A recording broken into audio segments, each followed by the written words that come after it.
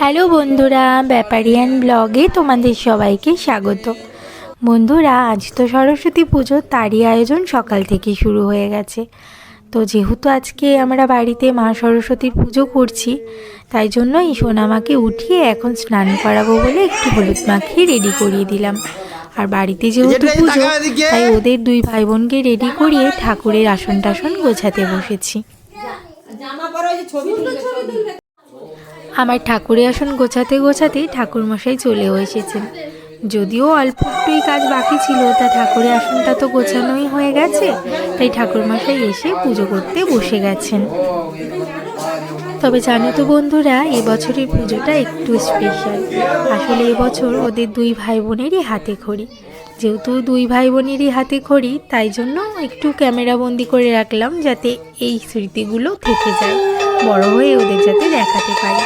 যাই হোক, ঠাকুরমশাই তো আমাদের পুজো শুরু করে দিয়েছে, এইবার আমাদের অঞ্জলি দেওয়ার পালা।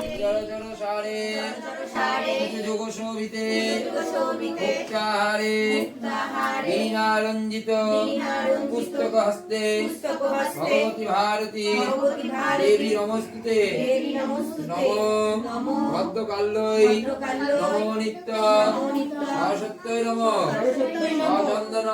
চন্দন বিল্লপত্র পুষ্পাঞ্জলি নমো। আমাদের সবার অঞ্জলি দেওয়া তো হয়ে গেছে, এবার বাচ্চাগুলোর হাতে খড়ি দেওয়ার পালা।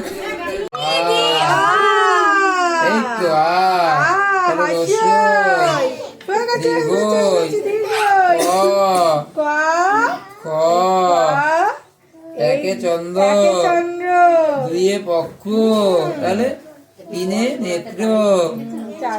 সোনামার তো হাতে খড়ি দেওয়া হয়ে গেছে, এবার আমার বাবুর হাতে খড়ি দেওয়ার পালা।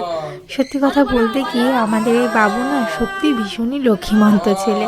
চুপটি করে বসে আছে, ঠাকুরমশাইয়ের কথা শুনে বেশ সুন্দর অওয়াকখা লিখছে। বিস্কুট দেবে তো, ক্যাডবেরি দেবে? হ্যাঁ,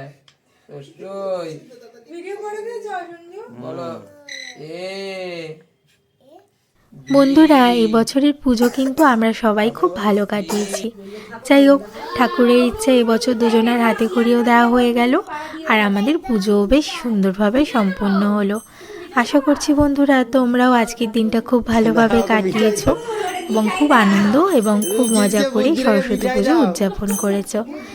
এরপর আরও একটা নতুন ভিডিও নিয়ে তোমাদের সাথে দেখা হবে। সবাই ভালো থেকো এবং সুস্থ থেকো। টাটা।